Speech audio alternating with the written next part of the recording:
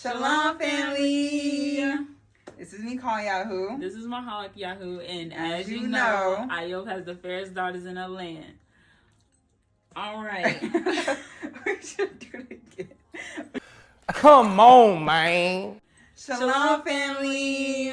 Welcome to our YouTube channel. Yeah, welcome to our YouTube channel, man. No. That's the end. Never mind, tripping. Okay. Shalom, family. This is Mykal Yahu. This is Mahalak Yahu, And as you know, Yahuah has the fairest daughters in the land. Welcome to our YouTube channel, Loc'd Loc'd Melanated, Melanated, where we really stay locked in, and that's on what? That's on period. And that's on, So today's topic, well, there's several, but really today's video is just like some deep questions that should be had within our community, the Black community. I'm gonna say Black community because I mean, not all of us are in the walk. Some of us are outside the walk, or some of us are new to the walk. So I'm just saying our community as a whole across the board. Right. Y'all can let us know in the comments what y'all think should also be talked about within our community. Just give us, what y'all want us to talk about, what y'all want us to hear. I mean, what y'all want to hear from us, So yeah.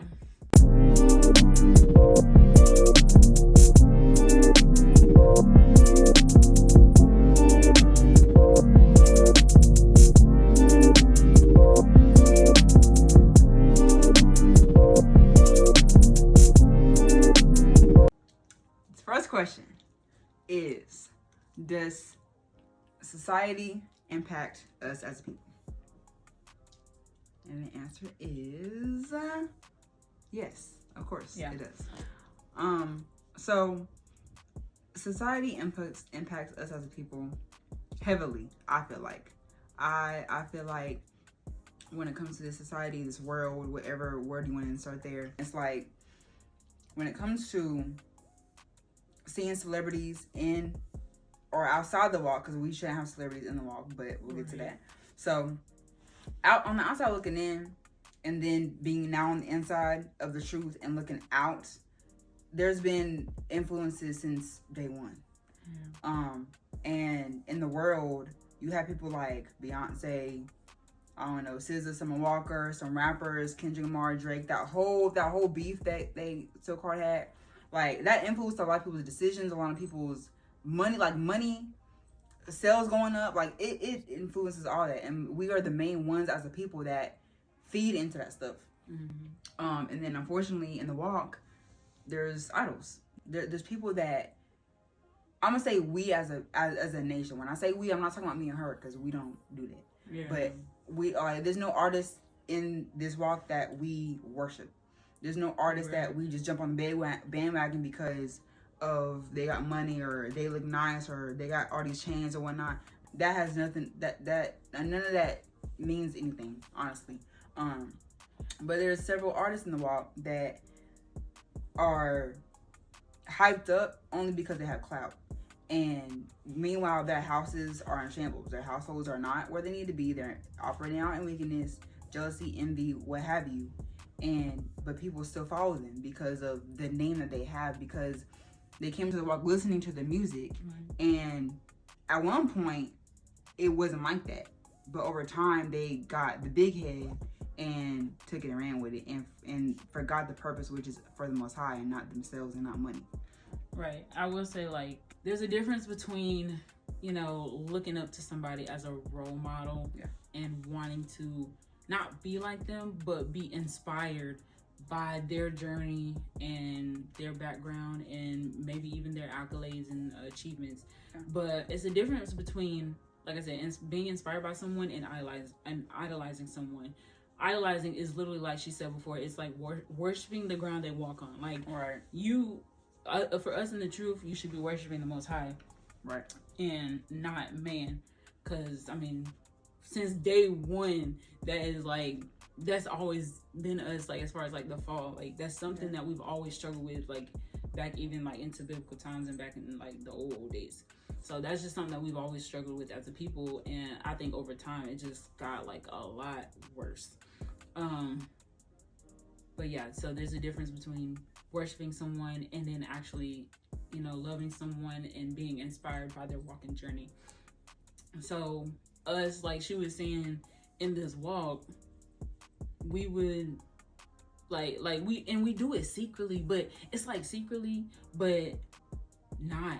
So like people try to be like, oh, I worship Yahuah and I don't idolize nobody. I don't have no idols in my heart, but your actions show something different. Right. You,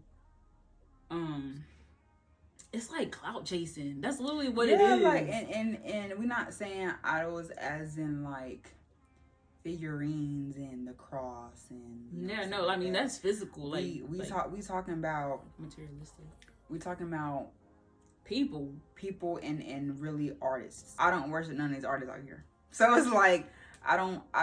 There's a few that I listen to more than others, right. But I don't sit here and praise everything they do because it looks good.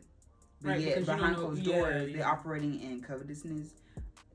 I think I said that right. Yeah, jealousy, envy, idol worship themselves, or you always see something off about them. And then when you meet them in person, maybe their persona, what they say and give on the internet is different from the person. So you meet them in person and they're actually, they talk outside of their mouth. They have a stank attitude. Mm-hmm. When you approach them and you want to speak to them, they're not very friendly, outgoing like they say they are on social media. Perceive themselves as. You know, it's their fruit. Their fruit is rotten. And when you see that, that's how you know at the end of the day, that's that people are idolizing them because they see that rotten fruit, but they choose to ignore it. They choose to bypass it. They choose to just not care because of the name that person holds and the clout that they have and that they've had since they came into the walk and started their ministry. And again, a lot of these ministries started out righteous. A lot of these, I'm not going to get into camps and all that, but that it's the same principle. No matter if you're talking about a camp, congregation, we're talking about an artist, whether they sing, rap, whatever. A lot of times they start out righteous. They start out thinking about the Most High and doing that for Him and that purpose. But it turns once they see the followers growing, they see the numbers growing, then the money starts coming in because you post it on platforms, of course, to reach the people. The money is going to eventually come in, depending on how you do it. YouTube, TikTok.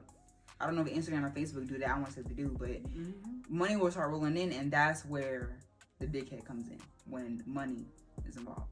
Yeah, so, I mean, I feel like that's like really just everything in a nutshell regarding that question. A lot of us came into the walk like maybe a few years ago, however long ago, but a lot of us was in the world before we came into the walk. Yeah, some people did grow up with the walk, but a lot of us just came in maybe 10 years ago, 7, 5, 3, 2, however many.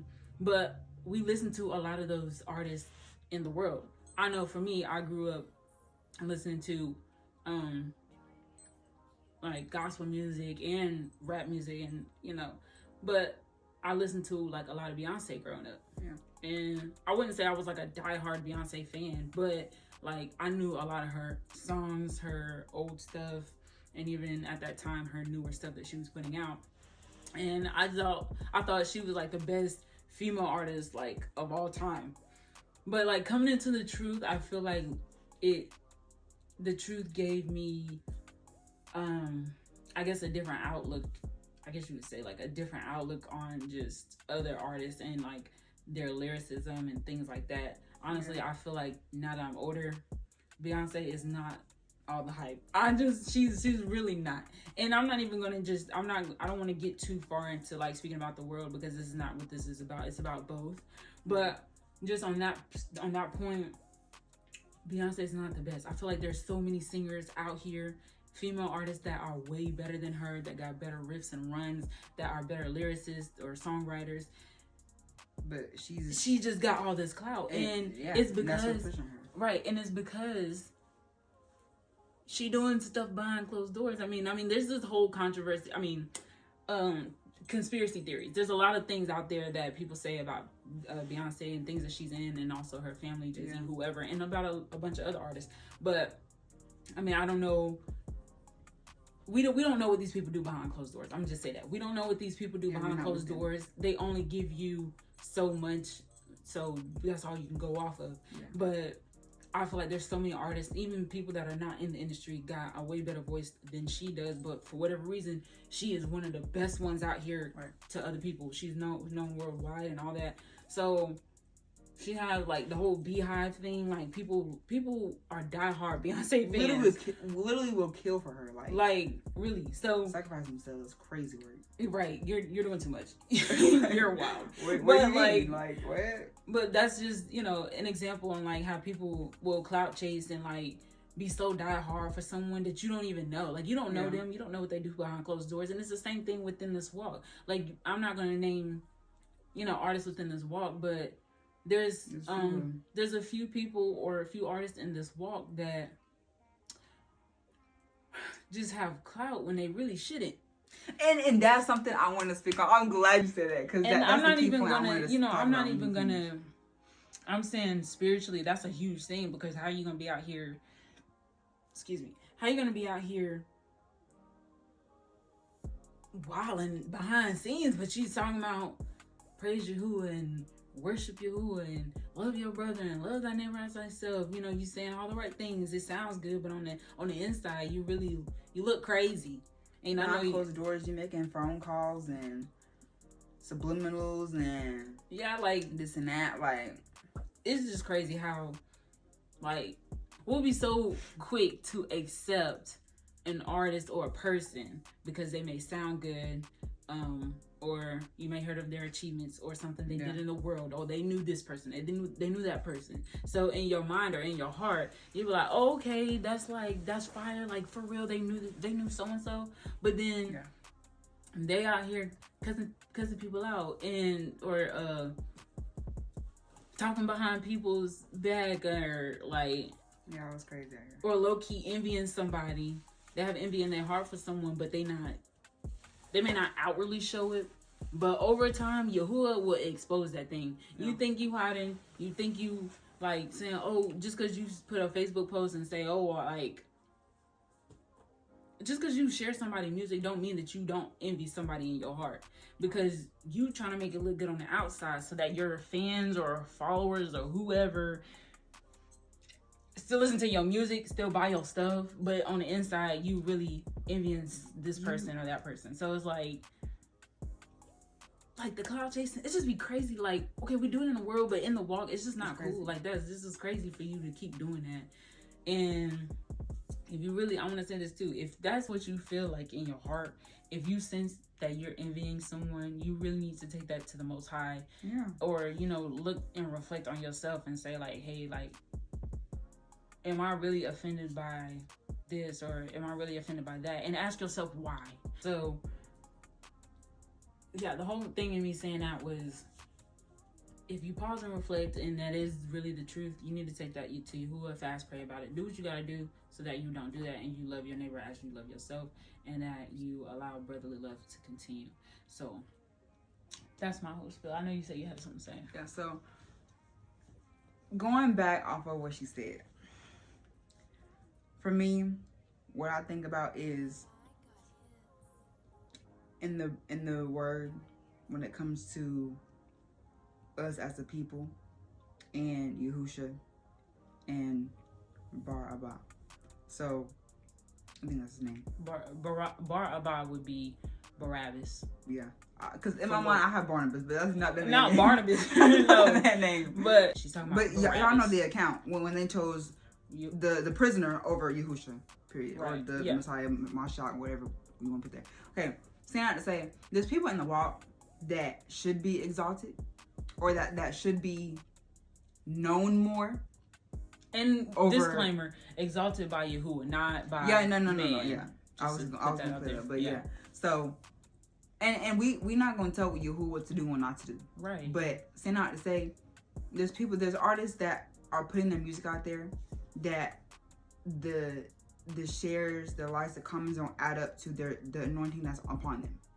That's what I'm talking about. Right, so they have a true anointing. It's genuine. It's pure.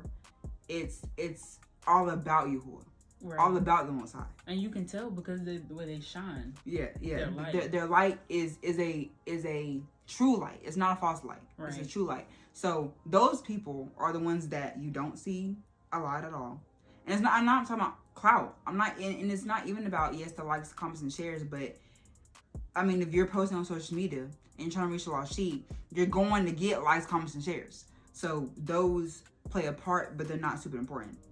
So not to say, these people that I'm talking about, you don't see a lot of people talking about their music and sharing it and giving their testimony about it or what have you. But the people that shouldn't get the clout or the attention are, because of the clout that they have and because of the name that they have, or whatever you want to call it. And to me, it reminds me of the account of Yahuah and the prisoner, when the people chose the prisoner Rabah over Yahuah. Even though they knew the truth, they know that Yahuah is the true light, they chose the prisoner because they wanted Yahuah to die. So not saying that these artists are Yahuah, that's not what I'm saying at all, but the principle can be used in the same manner. You're choosing wickedness over righteousness. You're choosing wicked people that are putting out these songs or whatever the case may be over people that do it for Yahuah and that do it for him and his purpose. And go ahead. Sorry, and all I was gonna say is it's a false light over the true light, and you choosing wickedness over and over again. And it's crazy that, okay, I granted, if you're ignorant to it, you're ignorant to it. You don't know, you don't know what that person is doing what that person is doing behind closed doors. But if you know, and you're not trying to help that brother or sister out to correct their wrongs or to point out their sins or bad habits that is unpleasing, or is unpleasing to Yahuah, why would you not like the fact that is what would baffle me. And at the end of the day, I don't want to say that's blood on your hands, but like, you get what the term that I'm trying to say. When you join yourself with wickedness, it's gonna eventually, yeah. So Yahuah, at the end of the day, on Judgment Day, he gonna look at you and be like, okay, well, why you didn't help in this situation? You knew it was wrong. You was convicted yourself, and you didn't help that person out. Expose these people to y'all still choose to not see it. Right. So that's just, I feel like that's like one way we are affected as far as like from society. Is more so like the music and entertainment industry, and on both sides. Right. So because not just us in the world, it's more so in the world because there's more people. So yeah, that's one way society affects us, is through the entertainment industry, and we already know what the entertainment industry is in the world, and what these people, what their true agenda is, and whatnot. And honestly, the music industry and the entertainment business has always targeted children, like 30 and under, because I feel like that would be like the Gen Z generation, the younger generation. The hugest thing I think that affects us as society is the entertainment business. I really feel like that's really the only thing that affects us the most. Acting, modeling, all that's entertainment. Like, plus as a people, it's in our DNA to excel at these things. When you look at the entertainment business, sports, modeling, music, acting, we are in the forefront in every single one. Literally, because it's in our DNA. We've done being the salt.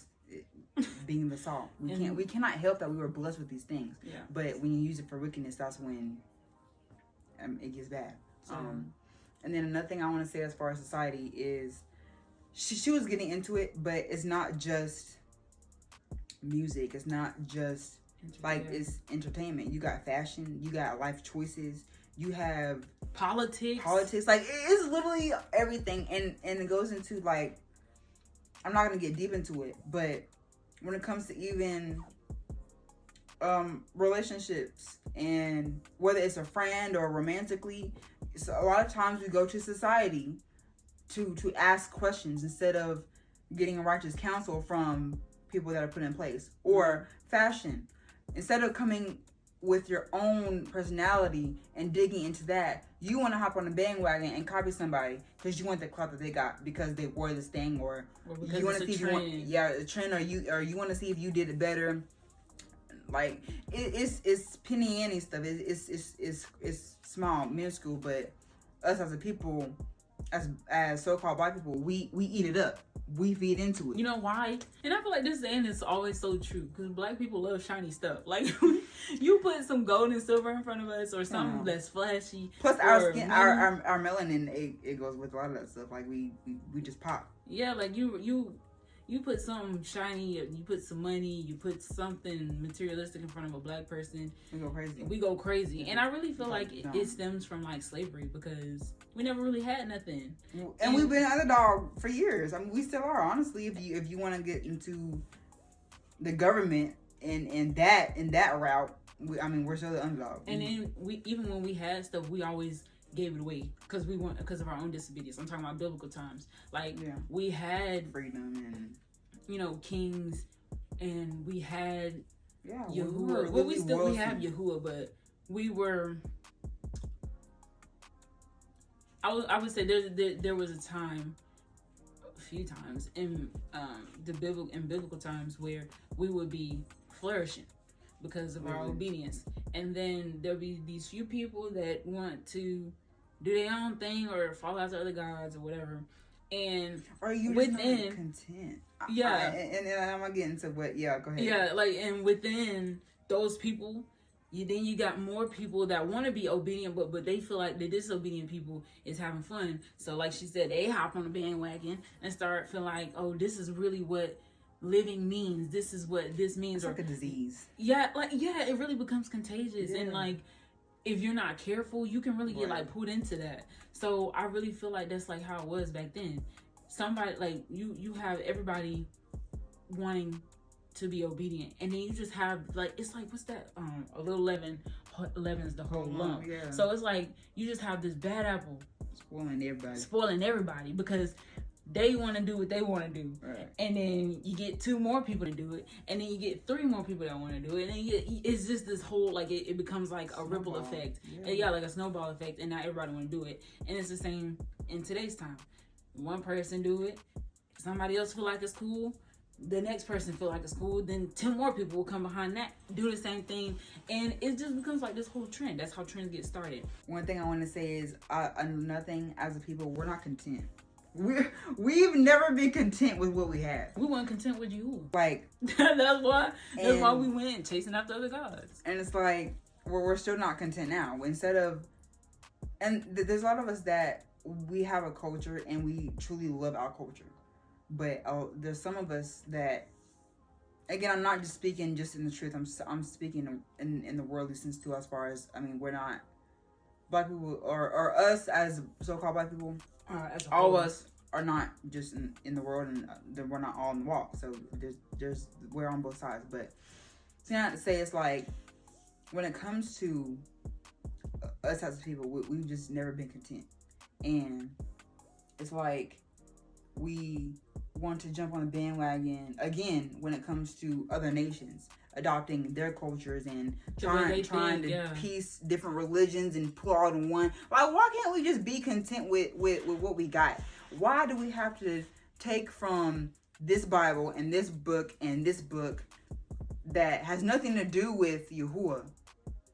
Because there's multiple books that do with Yahuah, so I had to clear that up. But like you want to take from the Quran, you want to take from whatever book Asian people read from. I don't know. Hey. but no, I'm saying that. I'm being so serious. Like, because I know they have their own religion. Or like Asian, like Buddha and all that. Like, they have their own. I would think they would have their own book and whatnot. I don't know. I don't dip and dabble. I don't do that. So I don't know. But say we take from their culture, so-called. We take from their people and we just piece things together, and it's like, you know why? And it's the same. It's the same as like, cause go ahead. I'm gonna let you speak, and then I have something to say. Go ahead. I don't know if this was just about to say, but like, the reason why we piece stuff together like that is because we don't have, and I'm not really speaking too much on the walk. Yeah. Because it's more so people outside the walk as a whole, as far as the black community, but we have no true identity because a lot of us don't know who we are. So because we don't know who we are, and because all we know as a whole, not saying in the walk, all we know is slavery. We don't really go back.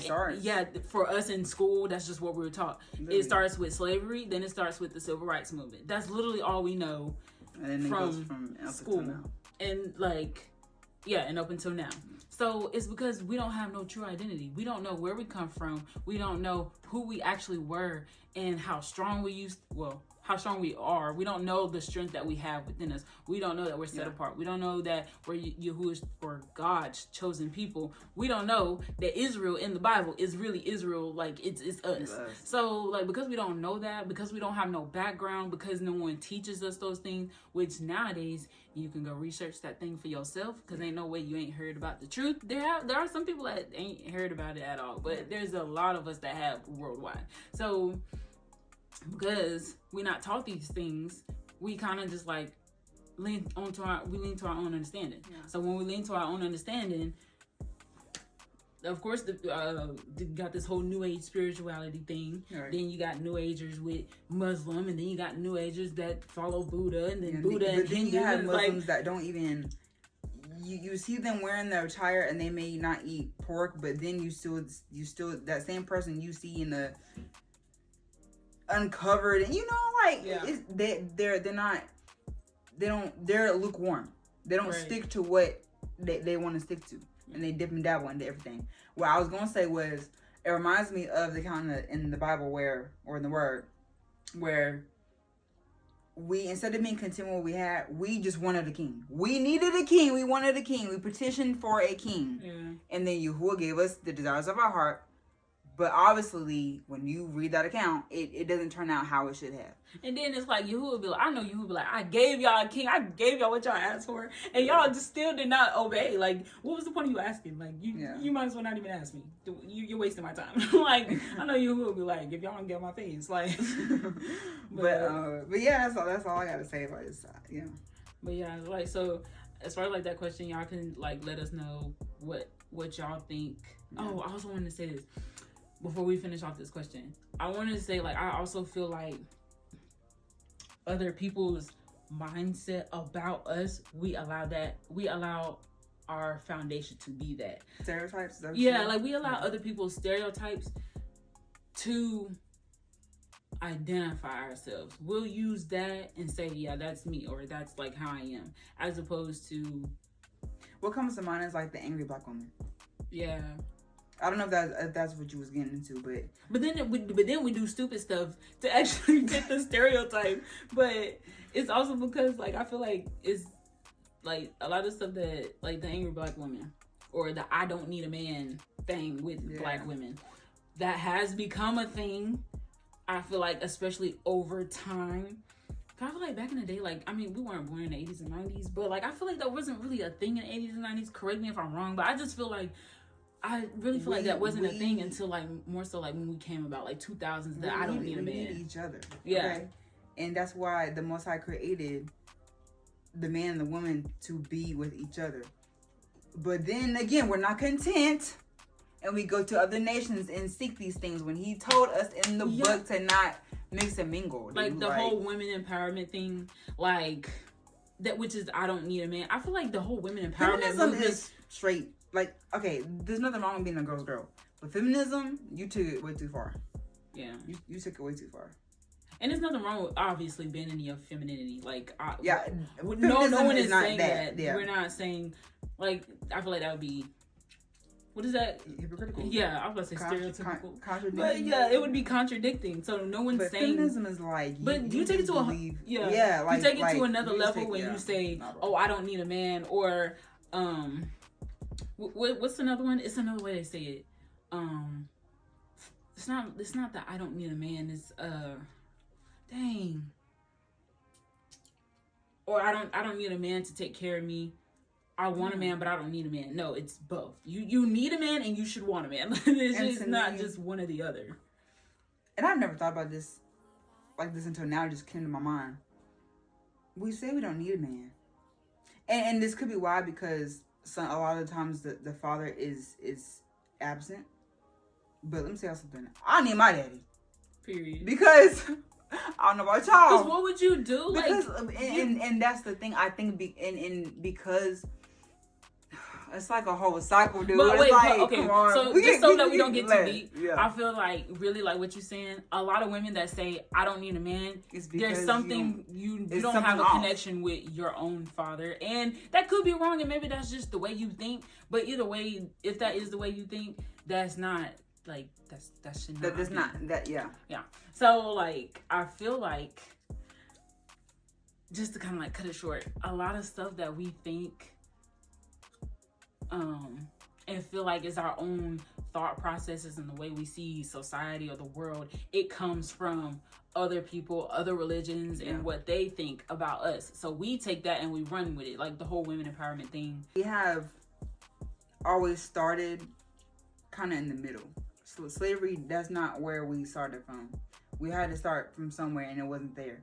So the issue was we steered away from our roots, whether that's as a culture, as a people, whether that's who we served, whether that's the word, feast days, and law, statutes, and commandments that we're supposed to keep, whether that's loving one another and not having hatred in our heart towards the man or the man towards the woman or whatnot. And again, and we steered from it because of our own disobedience. So it's like, it's